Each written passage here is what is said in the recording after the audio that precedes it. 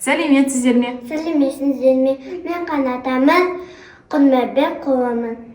Ал мен Мұхамбетжан Жанерке Болатбек қызы боламын. Бүгін сіздермен бірге тәжірибе жұмысын жасайтын боламыз.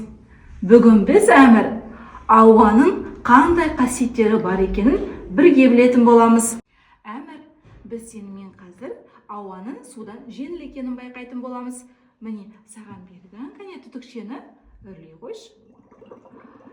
Не пайда болды? Көпіршік. Көпіршік неден пайда болды? Ауадан. Дұрыс айтасың, Әмір. Апай, Ал, Әмір, біз бүгін қандай тәжірибе өткіземіз?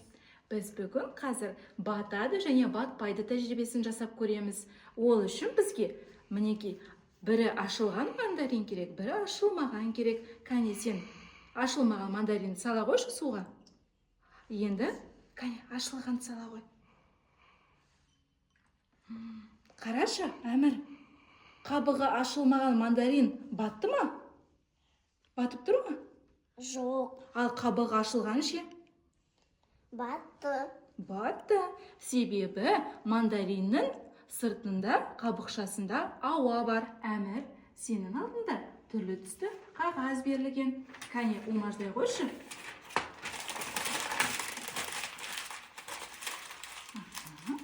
Енді оны стақанның түбіне сала қой. Жарайсың. Енді қара, біз ортаға қоямыз, суымызды құяйық.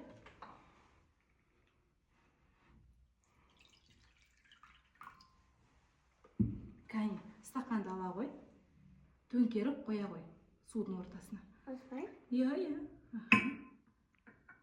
Қара. Қалай ойлайсың? Қағаз түбіне түсіп тұр ма? Жоқ. Қағаз түбіне түскен жоқ. Иә. Себебі қағаздың орталарында ауа орналасқан.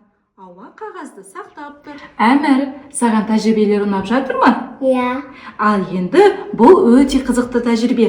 Қара, бұл бөтелкені біз қазір ең алдымен қайшының көмегімен біз мына жерге түтікшені өткізетін жол істеп аламыз.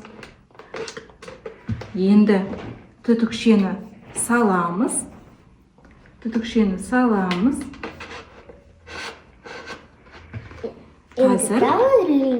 Қазір біз бұның ішіне су құятын боламыз.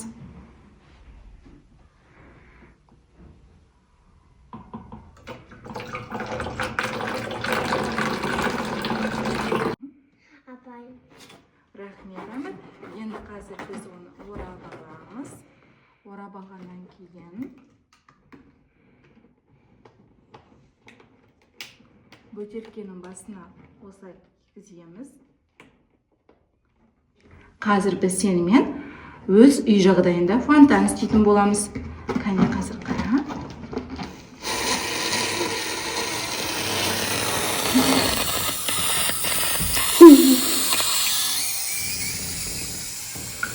Біздің фонтанымыз ауаның көмегімен суды шығарып жатыр еді түтікшеден.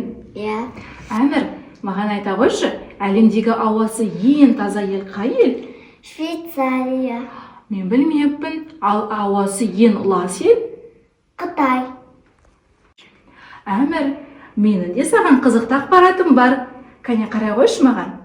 Адам бір күнде 20 килограмм ауа жұтады екен. Қызықты емес пе? Иә, қызық.